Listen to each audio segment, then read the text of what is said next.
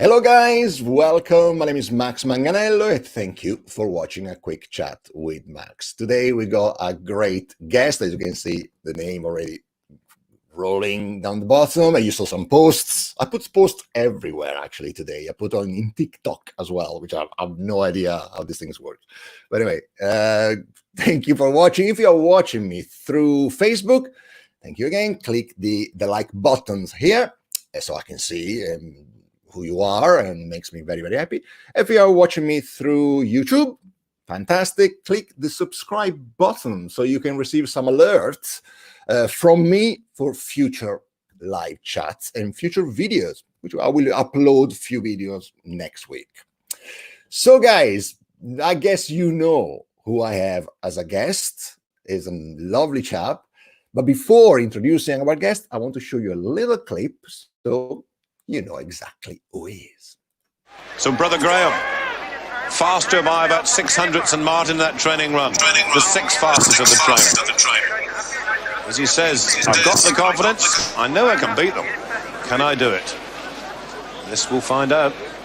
He won't have known what's happened to his brother. 1.11 down. Could be a good run for Graham. He hasn't produced any this season. The best run of his career was a 10th in Loic about a long time ago. This is where he nearly sat in the training. He's better today. 2:00:12. He won't beat that, but Graham Bell is running very well here. On the Zielshuis at Kitzbühel. Yes, 12th. Very, very good. The third best result of his career. 12th for Graham Bell.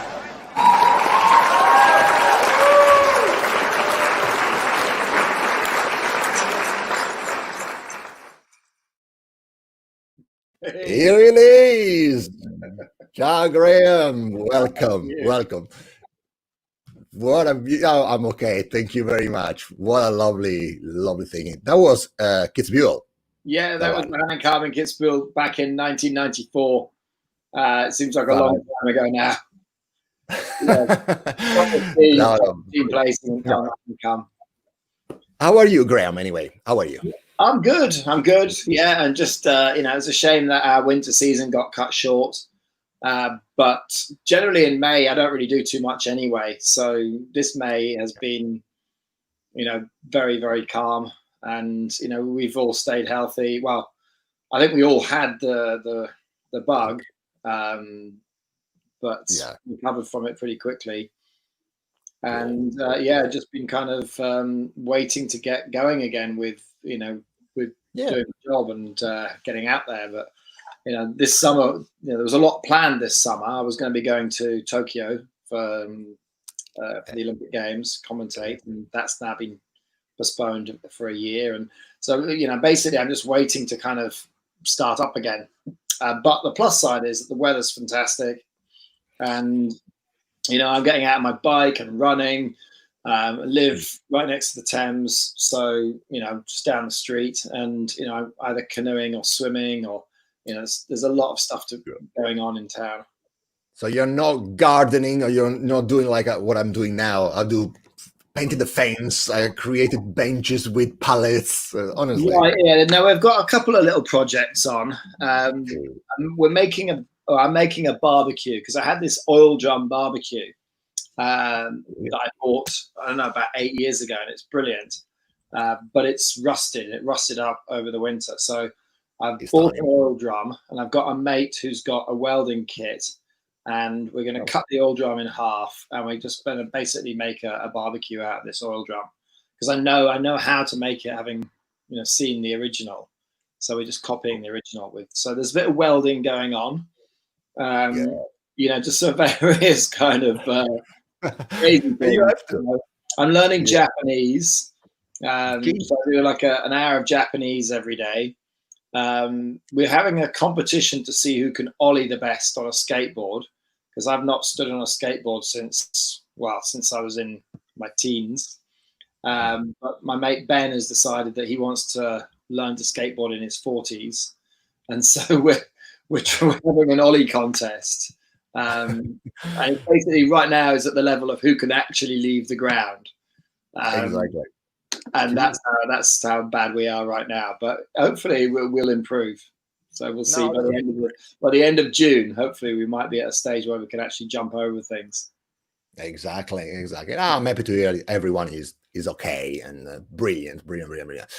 Guys, if you're watching right now through Facebook, via YouTube, if you want to send some questions to Graham, or if you just say hi to Graham or to me, please do type the message. As I said, both on Facebook and YouTube, the message will reach me and I will publish them. So, okay, Graham is here, I'm here, so that's it. Let's do it. Now, Graham, I don't know if you know the format about this, a quick chat with Max, what was going on during this 30 minutes-ish. During this friendly conversation, I will throw at you some photos taken from your profiles, from Instagram, from Facebook profiles, and we will see what's going on. So you can tell me a few stories around these photos. Let's start before showing the photos. Let's see how we know each other, me and you, Graham. The first time I saw you, strange enough, was in my hometown in Aosta Valle. It was in Gressoney. Mm-hmm. I met you in Gressoney, and with me there was also a girl you met before me. Was with Vogue from Gladiators, Susan Cox. Yes, exactly. Which I interviewed her two weeks ago, actually, Suzanne, and we were talking about you actually. And I think I've got a photo of you during the off-piste competition in Gressoney. That's it. The Monte Rosa ski rider in Gressoney La Trinité. Then I remember the story about these things. You didn't know the area very well. Was one of the first time in Gressoney, I guess. I think it was the first time. I think we've been there earlier in the season, and the reason why we've been there is we were filming with Carlo Cugneto. Yep. Yeah, and we'd done some filming there, and he'd told me, "Oh, you need to come back in the spring and do the Monte Rosa ski rider." It's kind of like the the Derby de la Meige. That was how it was kind of So it's like mass start, off piste, and so basically didn't really know where I was going too much. Nobody knew actually. But saying that, I lived there for a long time on. But you didn't know the area, so you tried the area. You tried the runs, 2 different runs. Anyway, 300 skiers. My position was 120 something. You, Mr. Bell, fourth. Yeah, I know. Not bad. Just missed the podium. But this is my first off-piste Chinese downhill. And you left the night of the ceremony. You left quite early. Actually, you were not there the evening of the ceremony when we had the ceremony. I was with my family, and then we had to go somewhere else. I can't remember where we were going. Because you won the skis. I did, yeah. You won the skis. We tried to grab them for you, but I don't really need a pair of skis. I'm very, very lucky in that. I think the last time I had to actually buy a pair of skis was maybe when I was kind of 14 years old. So I'm very lucky in that respect. You are. Brilliant. But that was the link. So we met in Gressoney actually, I still got it. I still got the Monte Rosa ski rider. That was the first edition, actually. Yeah. And then we did, I think, four or five more, and I did all of them.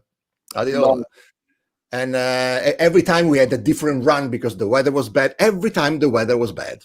So I remember the one that I did.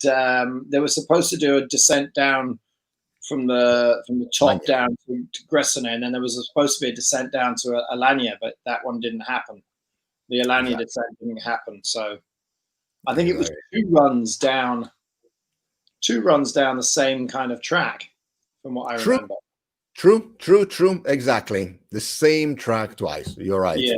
It's okay. They saved the day. So we had a good time. Brilliant. And then we met during the few years later, we met again because we had during those days the same agencies for commercials. Yeah. And I met you during an audition, actually, which I almost had. For nicotine. I remember we were discussing already the arrangements to go to Cervinia, to do this, to do that. I was walking out, and you walked in. And you had the job. Yeah. You didn't steal the job from me. The job was yours for sure. Yeah. So Nicorette. Nicorette. Yeah. Yeah. So cool. he was nicotine, actually. Yeah. Nicorette. You're right. Nicorette. Yeah. There's patches. The patches. That's right. And after that, I haven't seen you since. No, I know you are going quite often to Birmingham to the snow show. What is called the Daily Mail snow show? I don't know. Yeah, the ski shows. Yeah, so the ski shows. There used to be a show in Manchester. There was a show in Birmingham. There was a show in London, and the Telegraph have just pulled out of the London show, so that won't happen in Battersea Park next autumn. So I'm not sure what's going to happen. I'm hoping that there's going to be a kind of alternative, some kind of ski show, because I think we need something that's going to kind of get things back up. Exactly. Especially now, we are also pumped. We want to go skiing now. So I think maybe around Hemel Hempstead at the snow centre at Hemel. That's what I've heard. There's a possibility of a ski show happening in the autumn. Around Hemel, but it's difficult times, very difficult times for the ski industry. It is. This year was a great season. I was chatting with guys from gressoney, guys from France. It was a perfect season. It was great. There's a good snow around, that's for sure. And shame I ended so early. I know. That was bad. But now, Graham, we are going back. We are going back. I think I've never been so back, to be honest with you. Tell me about it. What the hell did you get at? Is it you? That's me. Yeah. That's cool. That's very, very good. So look at a little thing. Because you were born, I was reading a few info about you, Graham. You were born in Cyprus. Yeah, my dad was in the Air Force. So there's an Air Force base in Akrotiri, and that's where both Martin and I was born. And I was only there for a year or so before we moved back to the UK. And I did actually look into getting a Cypriot passport, but I was born on a British military base, so it actually counts as kind of British territory. British land. So I can't get the Cypriot passport and stay European or stay part of the EU because we're still Europe. Yeah, exactly. Yeah, because you moved from Cyprus, you went to Edinburgh, and then you moved to Yorkshire. Yeah. So basically, I learned to ski in Scotland. So in Edinburgh, there's quite a big scene in Edinburgh. There certainly was at the time, and there still is. Based around Hill End, it's the biggest dry slope in the country, and then driving up to Aviemore. We used to park a caravan at Lochmorlich caravan site and leave it there all winter, and just drive up on the Friday evening, and then defrost the caravan, stay there Friday night, Saturday night, ski over the weekend, maybe do some race training, and then drive back down and school again on Monday morning. And that was kind of the weekends over the winter. And then over the Christmas holidays, we would go abroad training with the Kandahar Ski Club. So we kind of had like Kandahar Ski Club, Scottish Ski Club, and the Lothian region, Hill End, basically. And they were all kind of part of our training, all of our training group, if you like, when we were from about kind of 8 or 9 through until kind of 14, 15, when we started to get onto, selected teams. Exactly. And now I've got a photo of you and your brother. Look at those skis. My hair is almost back to that now. Yeah, I'm working on the long hair. It's the lockdown hair. Look at that. Look at those skis. That was great. Yeah. Those are GS skis as well. I mean, those weren't like downhill skis. I think That's because they got GS tips on. So those would have been 210 GS skis. The downhills were even longer. God, yeah, unbelievable. And that was when? Was 19? Do you remember? That was a Drambuie jacket. So Drambuie came in as a sponsor, I think, in 87. 87. So it would have been 87 going into the 88 season. Because we were at that time when you could have alcohol as sponsorships. We went as a British team. We went through Remy Martin, very nice. Then we went on to Gordon's Gin, Bell's Whiskey, and then Drambuie. And then Drambuie is the one that kind of stuck, and they supported British skiing for quite a few years. And they actually came back in to support Alan Baxter. Really? A few years later. So Drambuie were his, but it was harder when they were supporting Alan, because at that stage you couldn't have. But there was something that they had. There was some other business that they had that they used to sponsor Alan through. That's cool. I've got some questions coming in already. Rebecca, hi Max, hi Graham. Graham, what do you like most about skiing, and what do you like most about TV presenting? Ooh. What do I like most about skiing? Probably the freedom of it. That was the thing that really hooked me when I was a kid.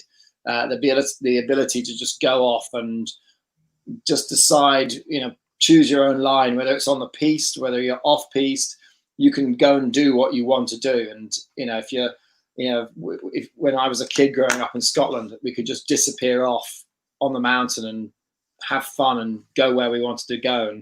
And that freedom is something that's still, that's the thing that really kind of resonates with me still. Also, obviously a little bit of adrenaline as well thrown into that, because, you can go and do scary things and push yourself. What do I like most about TV presenting? I think the ability with TV presenting, and certainly what I do and the job that I have, is I can get really close to the action, and not have to still do it. I'm not in a state where I can possibly ever compete anymore, but I'm right there, and it's the kind of the best seat in the house for for top sporting events. So that's, for me, is the best thing for me for television. I can add probably something else for you, Graham. Because Rebecca, thank you very much for your question. Thank you, Rebecca. But also, I got a photo here when you were helping for the show The Jump. And I saw a photo. Poor you, Graham. You were suffering. You were in such a trouble that I don't know how you did it. So, poor thing. Oh, yes. Yeah. Rebecca, that's the beauty to be a presenter as well. But, that was a good laugh. There was 4 years of crazy, big budget TV, really, compared to what I'm used to. I think on Ski Sunday, compared to the Jump had as many people in wardrobe, hair, and makeup as Ski Sunday have in their entire production team. I can imagine. That was the difference. It was just, it was madness, absolute madness. But that was a great show. Actually, I was chatting with Warren Smith last week, and we were chatting about the show. I really enjoyed it. Even my wife is not a skier, and she enjoyed it. It was a quite pleasant show to watch, even if you're not a ski lover. So, fingers crossed, guys. Yeah, I mean, it was a good show, and it kind of really got winter sports out there, and it got the kind of the idea of of pushing yourself and scaring yourself a little bit. That's what winter sports is renowned for. And there's nothing quite like it. But some of the celebrities were great. Others, they struggled, but it was all just the stories of how they came through. I know. So, ski with Max, fantastic ski week with Max. Okay, this is one guy. Ed came with me skiing, and a few years ago, take Graham to Gressoney. No, Graham came to Gressoney a few times. Knows the area quite well, actually. Honestly, no. Thank you, Ed. Thank you. The last time I was in that region, I was actually staying in Alanya, and I did some heli skiing. You're right. I was reading about it. Exactly. You were doing, actually, let's see what Wikipedia says. Great. I'll go Wikipedia. You were doing like you did a competition before the Royal Logistic Corps Alpine Ski Championship a few days before. Yeah. And then you went straight to Alanya to do the heli ski. Yes, with James Orr. Exactly. So that's the last time I skied in that region. But we've stayed in Champoluc. And skied over, and then we've stayed in Gressoney. So I pretty much stayed in the whole of the three villages connected to that region. But I think Gressoney is the nicest. Are you aware about the new lift? There is a new lift probably from Champoluc to Cervinia. They're talking about. Yes, that would be amazing, Graham. That would be Zermatt, Cervinia, Champoluc, Gressoney, Alagna. Would be the biggest. One of the biggest. When I was in Champoluc, was staying at the Hotel Castor with Herman. I don't know if you know. Oh, in Herman. I had Herman 3 weeks ago, actually, as a guest. Well, there we go. So I was staying there, and I think I was staying with the family, and Lottie was, I don't know, around about 12 years old, and Herman had booked, there we go, about that age. Lottie doesn't look like that anymore. No. Lottie is like that anymore. So we got a heli drop up on the Monte Rosa, and then we skied down into Zermatt. Not all the way to Zermatt, but down to the what's the town called, the Little Fury or something like that. And then we got a climber's lift, so a single ticket back to the top of the Kleine Matterhorn, and then skied from there through the top of Cervinia and then down into Gressoney. Beautiful. And finished up in Gressoney. And it was a long, long day. For Lottie, it was a long day. And when we finished at the end of the day, it must have been about 5 or 6 o'clock. It was getting dark.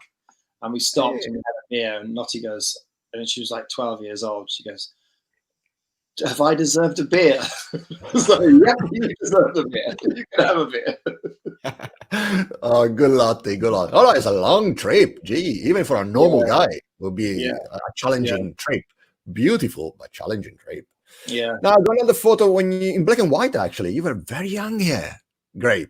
There was an award for you. I don't know. That's in Hill End. That's at Hill End, in the clubhouse in Hill End. I must have been, I don't know, 14.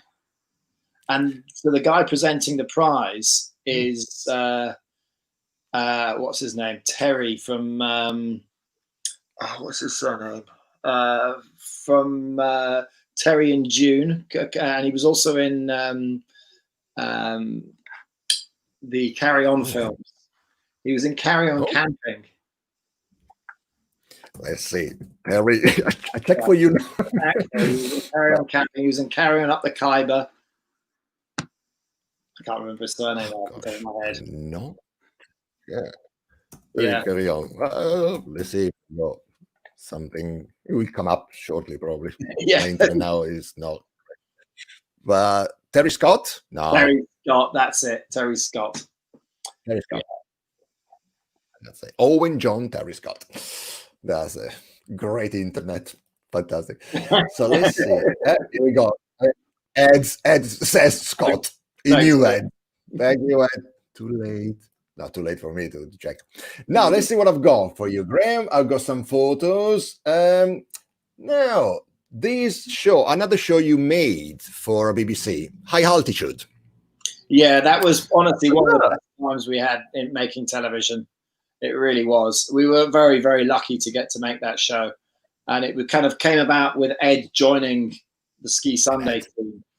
And he basically got involved in 2006 at the Winter Olympic Games in Sestriere, the Turin Games. And we'd filmed something, just I think the morning of one of the races, we'd gone up and filmed some powder skiing. And just the two of us, like I was filming him and then he filmed me, and we gave it to one of the VT editors. They cut it together and they just showed this kind of 30 seconds of us just messing about kind of prior to the race in the morning. And the controller of BBC Two at the time, I think Hazel Irvine was leaving Ski Sunday, and they were looking for a new presenter to come in. And they decided, right, okay, it would really work with me and Ed working together. And so then they put more money into Ski Sunday. They did a season of Ski Sunday being extended to an hour long. And we had a whole lot of other ideas. We had this celebrity ski race. And we did, Ed would do some trips around, snowboarding around the world. And then they took it and they said, okay, what we're going to do for the following season is we're going to split it off and we're going to do all the kind of action stuff. And we're going to call it High Altitude. And then we're going to have Ski Sunday will run in its normal slot. And, it was honestly, it was like, right, okay, what ideas have we got? What crazy things do we want to do? Ed decides he wants to go on a bobskeleton. And we did a show, because each show had a different kind of idea behind it. Yeah.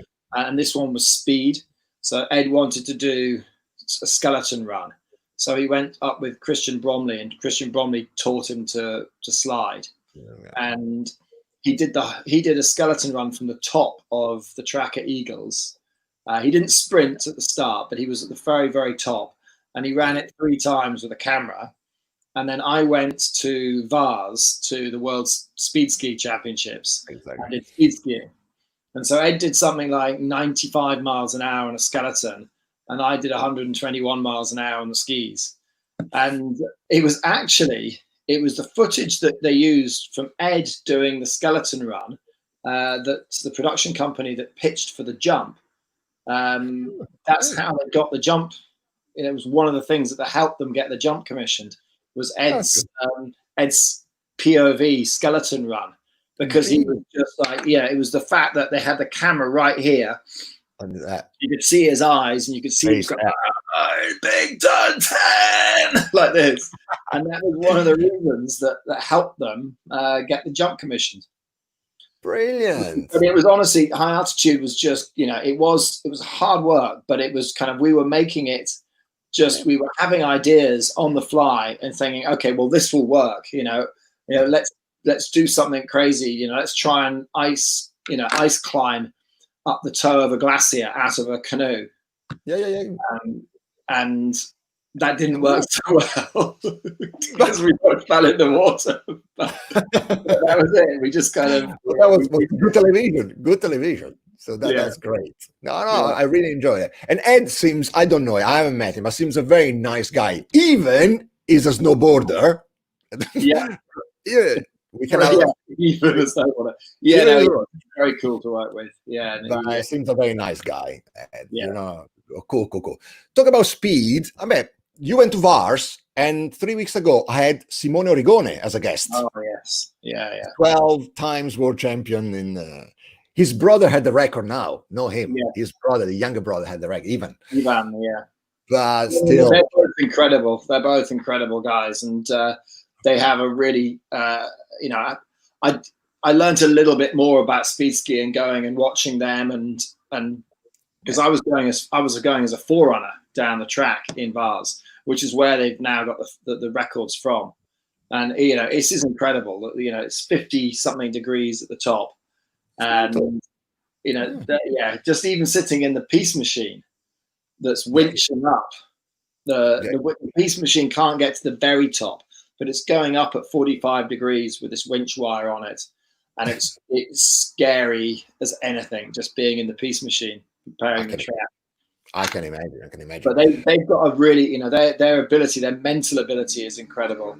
Their physique is perfect for speed skiing, because they can fold themselves down and they get perfectly flat back, and they're just perfect aerodynamic position. But they've still got to be able to let the skis wash and let the skis run, which is the really scary thing at that kind of speed, to put your skis flat. You, Mr. Graham, you got a Guinness World Record. I don't know if it's still there, this Guinness World Record. I know. Now this picture doesn't tell what, but the next one, probably this one. Yeah. So, how does this happen? So I basically, I don't know, I was kind of toying with the idea. I'd seen I don't know if you know of Wing or Jetman. There's a Swiss guy called Yves Rosset who he used to fly around the Swiss Alps, and then he did this deal with Dubai, and he's moved out to Dubai, and he has flown around the Burj, and he's flown next to what was it, a Boeing coming in. There's two of them flying next to the wingtips as they flew into Dubai airport. So I got the idea from him. I thought, right, well, he can go like 200 miles an hour through the air with his jetpack. Could you do a jetpack version of skiing? And I pitched it to Jaguar because they were working with Yves Rosset, and the idea was that we would tow up to speed. And we never really got round to building the jetpack because it was too expensive. But what we did do on the way was break the towed speed skiing world record. And in fact, I've got the actually it's right here. 21 mile, was there 121 miles, something like that? It's 189.07 kilometers an hour. I put you full screen. Let's see. There we go. Really? Oh, that's great. So yeah, that's on my wall. Well, honestly, I will kill for that. I won't want to do it. Beautiful. Well done, Graham. Well done. Well done. Here we go. Guinness World Record holder. It's still yours. It's still there. It's still there. Yeah, Jamie Barrow was trying to beat it last year on a snowboard. But that's, yeah, I mean, a snowboard would be really scary because if you catch an edge at that speed, exactly. Yeah, you're gonna really fall off badly. So, yeah, on skis, yeah, it's safe enough because you don't need to run a flat ski. You can always have them on your inside edges because you just get a car to drive faster. Or get a car. Bloody hell. That was good. Honestly, it was a surprise when I saw that. What the hell is that? And beautiful. Well done. But also, you like your triathlon. Okay, triathlon is Italian. Triathlon.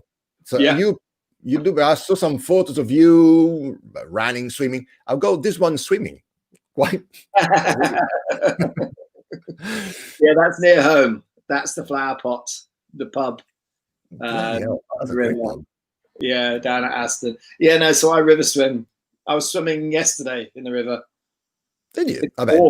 It's warm. You don't need a wetsuit anymore. No, exactly. It's warmed up so much, and yeah, there's lots of people out river swimming. Yeah, so out. That's the top of the Mont Ventoux. You are not in UK for sure, yeah. Yeah, that's Mont Ventoux. Yeah, that desert. Yeah, that's a brutal. I can imagine. And also with your bike, I can see you were using your bike, but like every alpine guy, we did this, but it's scary. So we all did. We all crashed. But, yeah. That was when the Tour de France was coming through, and they were coming through Les Saisies. And Les Saisies had basically saved the snow. They'd saved snow from the winter by putting wood chips over it, like a big pile with wood chips and sand, and then they cleared that off, and then they put it down on this beginner's run, and they had people skiing down this strip of snow as the Tour de France went over. I went over the pass, and it looked really cool from the helicopter shot. It looked really good. I can imagine.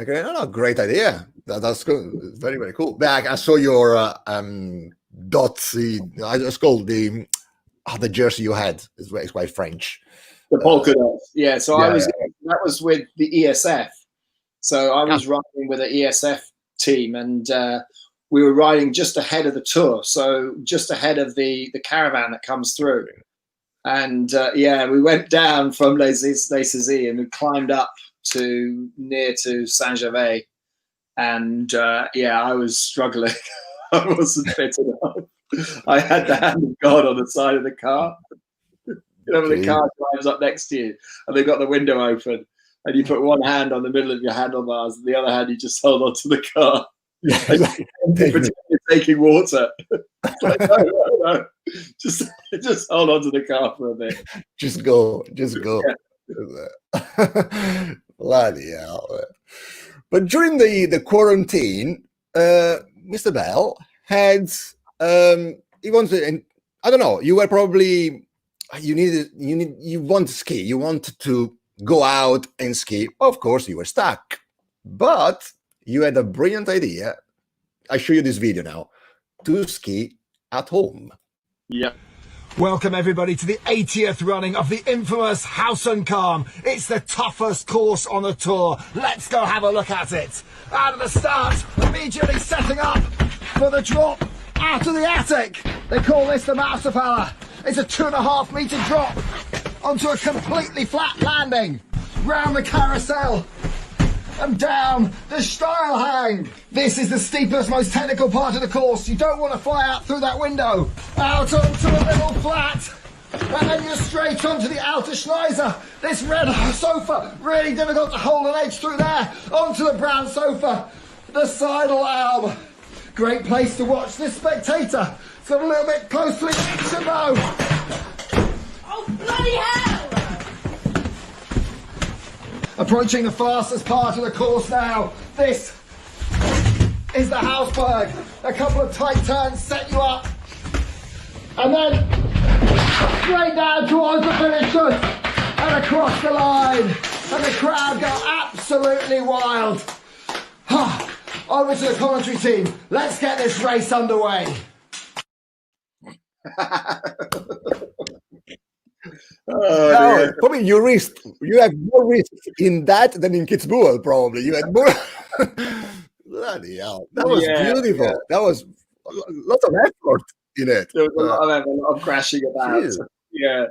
And I've not got to replace all the paint chippings that I've taken off the skirting board all the way down the stairs. Exactly.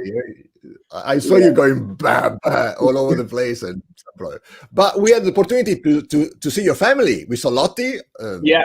Lottie impressed. That was her acting. She was she was actually genuinely pissed off with me as well. And then your wife, Sarah. Your son. That's brilliant. No, that was well done, very well done. So GoPro on the ski as well, GoPro in your hands. Yeah. I mean, it's what I do. That's my job. And I think I was thinking that I should be out there doing this. This is what I would be doing. I would be filming stuff. And I had a few more POV runs I should have done. And I just thought, why don't I just do it in the house? And that was where that came from.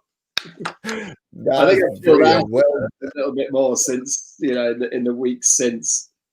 Exactly. And now we got Herman, the guy we were talking before. Hey. Herman from Trekastor here. How's the guitar playing? Very musical family.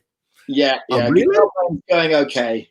Guitar playing's going okay, but Lottie's way better than I am. Lottie's still, she still sings and plays guitar. She's actually at drama school right now. Not right now because she's off, but Rose Bruford is the drama school she's at. And it's been difficult for them because, if you're doing drama, you're supposed to be in physical contact with your people that you're acting with. And they've been doing it all online. They've been doing like Zoom, drama lessons. Yeah, I got a lot of my friends actors to do monologue. Yeah. No, it's tough. It's tough for Lottie, but that's good. That's good.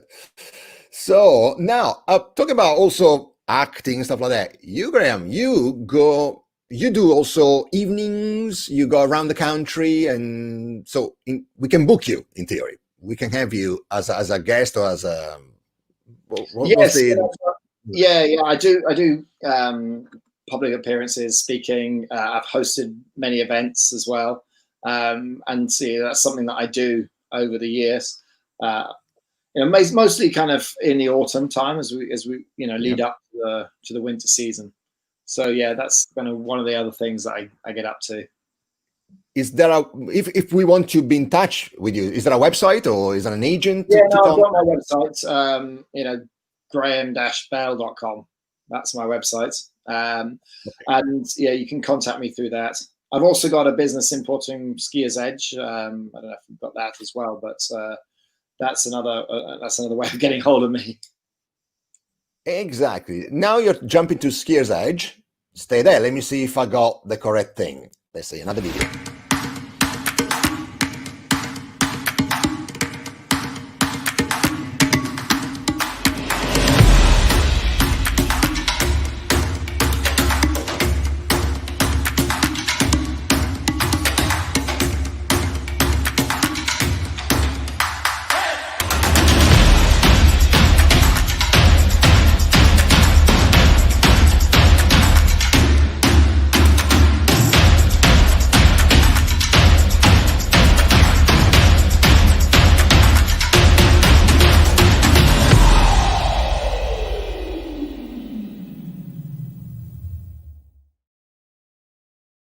Yes, Actually, I've been importing them since 2003 into the UK. They're all made in Salt Lake City, and it's the most ski-specific training that you can do, and it's non-impact as well. So, and it's very good for doing that kind of anaerobic HIIT, high-intensity workout. yeah, exactly. And now when I see the video, because I remember. And Andy Murray's done us a real solid favor because he used it for his hip recovery. So it's not just for skiers. It's anyone who has that kind of lateral movement. I know that in the States there's a lot of ice hockey players that are using it, and I think more ice hockey teams. There's a lot of ice hockey players in the States, and it's something that they're using a lot as well. So it's got that lateral movement that you don't really get in any other gym machine. No, exactly. That's true, because I remember now watching the video. Said because I saw you another time in Birmingham. That's it. Because I went to Birmingham to the snow show, and you were in the promoting the Skiers Edge. Yeah. You're right. Oh no, looks good. Looks very, very good. So and also there's a website, Skiers. Can you tell me the website?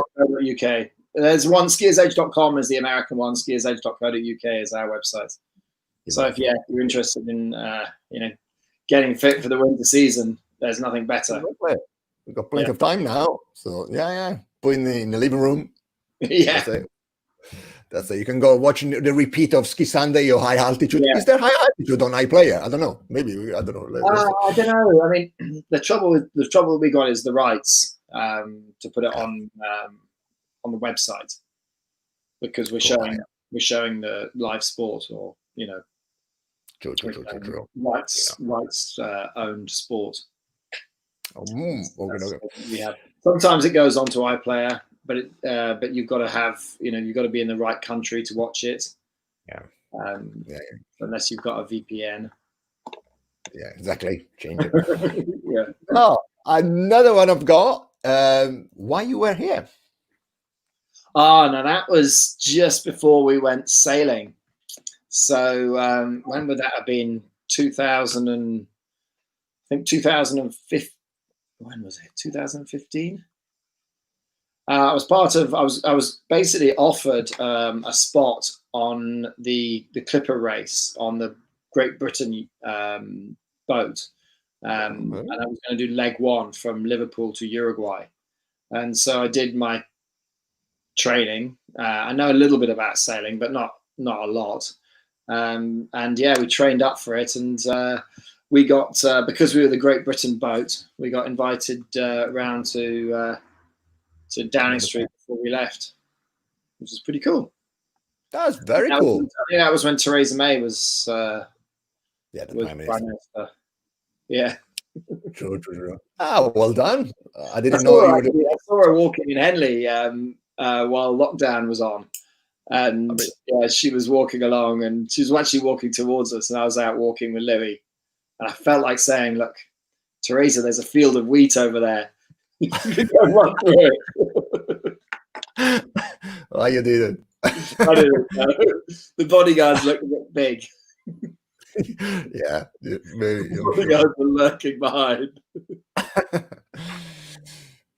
During your life and commentating and going around the world seeing the World Cups, you saw a few people. I got some photos with you and some people, but this one was in Pila, in my region. Yeah, that was the ski test. That was the ski test. I think not this winter, the winter before with Glenn Blake with his Alans. Yeah, he's a nice guy, Exactly. Glenn. It looks like it. Yeah, Yeah. it's very. Another one ago, you were talking. We were talking before going live about Fogarty. Oh yes. Yeah. Yeah. Yeah. No, he's a nice guy. He's a good skier as well. I mean, he should have come on the jump. I was trying to convince him to come on the jump, but we never managed to get him on. I think that was at a Triumph event. So I ride a motorbike as well. So God, you do I'm everything. not like Foggy. Yeah. And then I got a photo when you are quite happy, but maybe you know the guy. I don't know, but tell me what's going on here. No, this is it. This is the Triumph event. That was the same night. So this is the vaccines. So the vaccines were playing, and we were like right at the very, very, very front. It was like one of those personal gigs. Yeah. So yeah, that night it was a good night. That's why you're so happy. That's what I was Yeah. thinking. Oh, that was very, very good. But I got a few more photos. But let's see what I've got here. Relaxing photo. Now, this one, when I was looking at your photos, I was thinking you were singing, but then I saw the photo properly and I read the descriptions. You were not singing because I don't think your singing partner was happy to do that. Oh, you're right. Okay. It's not a singing competition. Yeah, no, the world's greatest explorer. Yeah, that was a ski show this year, wasn't it? It looks like it's quite recent. Yeah, last winter. Yeah. God, yeah. That's going to now. He's not singing with Sir Fine. Ranulph Fiennes. Exactly. He's a very interesting character. Very interesting character. I'll be very happy to meet him because he's quite a powerful person. So yeah. Wow, what he did, Jesus, is incredible. And then I've got another one. Probably Ed was with you and the crew for High Altitude or Ski Sunday. I don't know, but you had some time. that was a relaxing time. Okay, I'm drinking Alaskan, so obviously that Alaskan beer, and that was. I think we were going to do it for High Altitude Series 2, and it was an event called the Arctic Man, and it's basically a ski race and a snowmobile race all combined in one. And the idea is you do it's about a minute downhill, but you don't have any poles. You just do it kind of free hands. And as you come out onto the flat at the bottom of the first downhill, you're probably doing, 50, 60 miles an hour. There's a kind of flat section where your teammate then rides along next to you in a snowmobile and hands you a water ski handle with a rope. And then the teammate on the snowmobile then hits the throttle and you hang on the back of the snowmobile being towed. And then you go pick up some more speed. You get up to a kind of around about 70 miles an hour and then start to climb this hill on the other side. You get to the top of the hill and then you release the snowmobile and then there's another kind of 30 seconds of descent. And it's a fun event. But it's basically this huge snowmobile festival in Alaska. And there was, when we were there, I think there was 10,000 spectators or 10,000 people at this huge camp. There was about 3,000 or 4,000 snowmobiles. And there's various different other contests as well. So it was just snowmobiles just all the time, just rang, rang, rang, rang. I mean, it was kind of like proper redneck snowmobile heaven. There were guys doing backflips. They were going out. There was a high mark contest where they ride the snowmobiles up, see how high they can get before they have to kind of turn them and go back down again. There was drag racing in the evenings. And it was just one of those crazy places. Yeah. Now I give you, and I ask you questions about during your, because guys, you're watching now, but Graham Bell did 5 Winter Olympics, so it's a pretty remarkable thing, Graham. So 5 Winter Olympics is fantastic. And you skied in every single track, the world track. Pretty I know much. it's challenging, but which one is most challenging for you? The Kitzbühel, or is there another track, another ski run? No, I think the Highland Climb Kitzbühel is definitely the most challenging because it's the biggest race as well. There's a few tracks that have been tough. Bormio is always a difficult track because whenever they race there, it always seems to be middle of the winter, like end of December, and it's north facing, so it's really dark down the bottom. And there's one section where you've come over. The San Pietro jump, and you're actually in the sunlight, and the sunlight makes it worse because when it's overcast, and it's an overcast cloudy day, it's not as bad. But when you go from the bright sun on this flat and your eyes are fully adjusted to the sun, and then you go screaming onto this finish pitch that's just dark, and there's always going to be about, I don't know, half a second to a second for your eyes to fully adjust.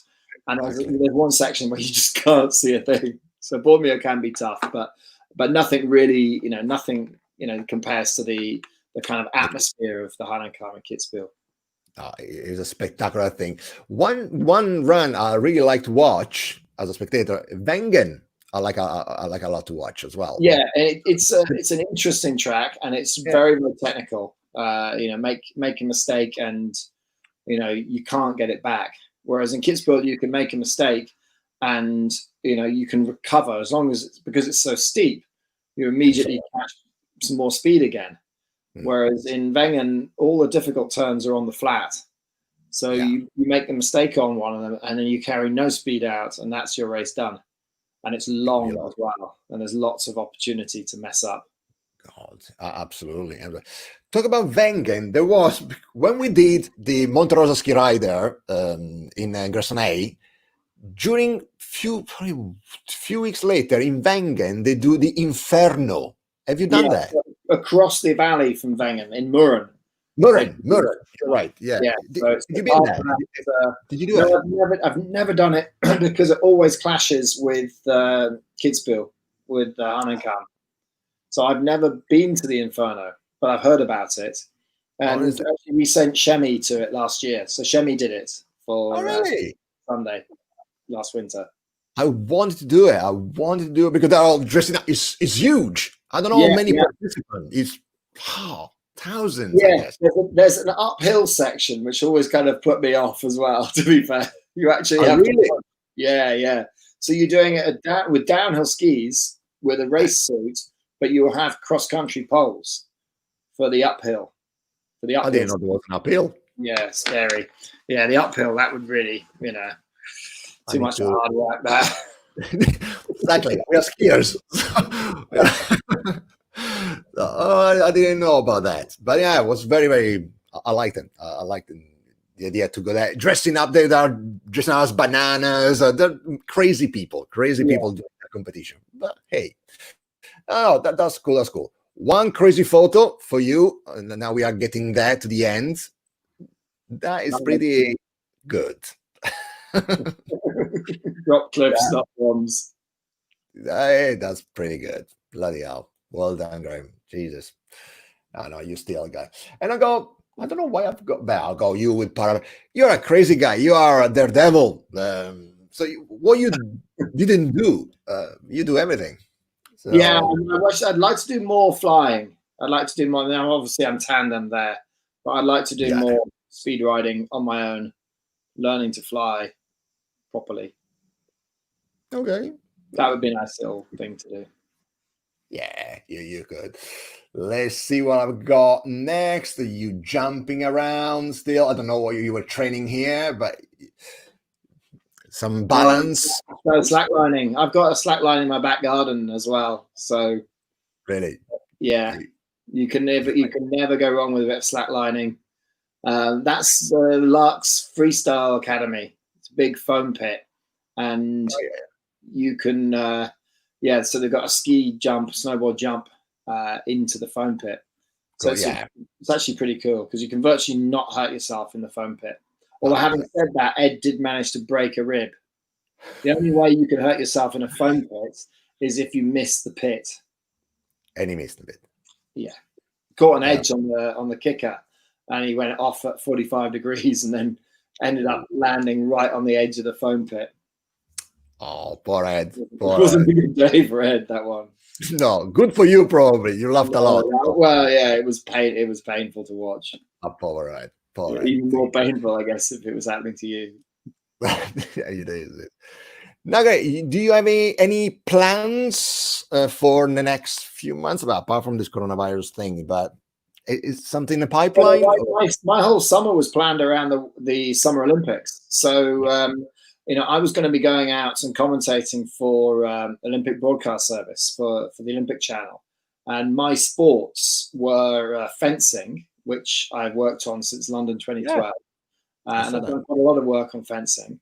And I was also going to pick up skateboarding and work as lead commentator on the skateboarding and BMX freestyle as well. So, disappointed that none of that has kind of come off this year. But, we're waiting to see what happens with the fencing, because they were halfway through their Olympic selection when the competitions kind of shut down. Most of the athletes and most of the teams have been selected, but there's still a few more competitions that they've got to run still so that they can finish their Olympic selection process. And it's just a question of when that all starts up again. Hopefully it'll start in the autumn, and hopefully we'll start to get some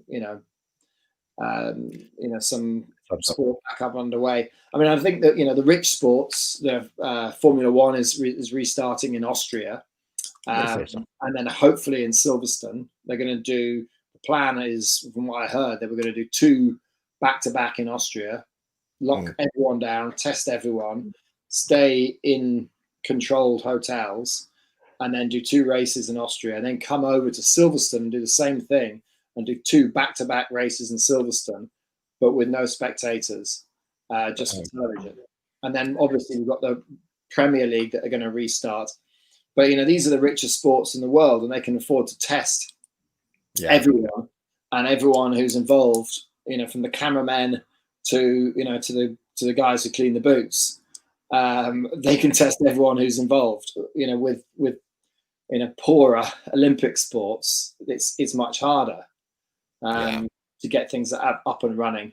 And a sport like fencing is truly international. You've got Americans, you've got Brazilians, you've got Italians a lot, Chinese, Russians, and you're going to have them all come together. I mean, which country is going to want athletes from everywhere descending on them to have an international meet? And I think to get, I don't know how it's going to evolve over the next few weeks, over the next few months, but I think maybe I think that testing is have to come in a lot more as well in order to kind of to start traveling again. You're going to either have to have a recent swab test, or you're going to have an antibody test that says you've had it, and no risk. Whether they accept that as a way of kind of allowing you to travel. So we'll see. We'll see. But right now, I've got my wall planner up behind me there, and I've got nothing on it until January. So I'm just anyone wants any jobs done around the house. I'm quite handy. I'm building this barbecue. I'm doing a bit of welding. True. No, that's good. That's brilliant.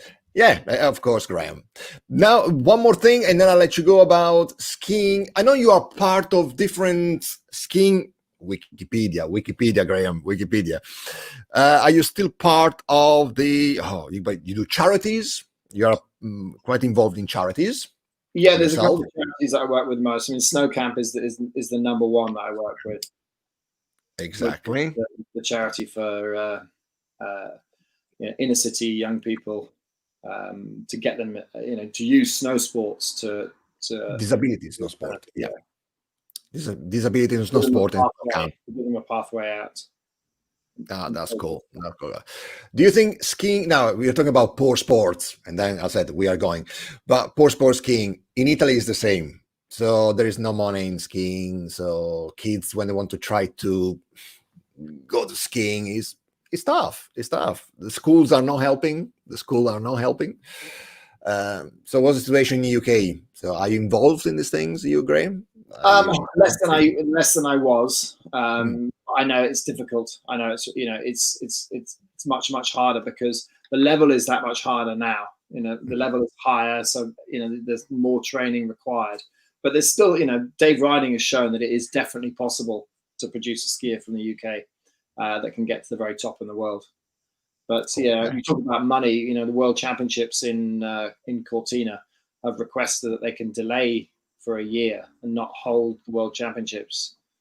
But I'm not sure if that is possible because there's the Beijing Olympics is coming up in 2022. And it's quite messy. Championships and Olympic Games in the same year. Cool. So it's difficult times. Difficult times for everyone. I'm hoping that things will look up. Brilliant. No, absolutely. Great. Remind me now, if we want to be in touch with you or hire you for evenings and stuff like that, where do we go? So Graham/Bell.com is my website. And you can contact me through that or through Skier's Edge. So skiersedge.co.uk. That's it. That is the other website for the little ski machine. So if you're interested in the ski machine, that's brilliant. Yeah. That's fantastic. Graham, honestly, 1 hour, we had a little chat. It's been lovely seeing you again. So great to see you, yeah.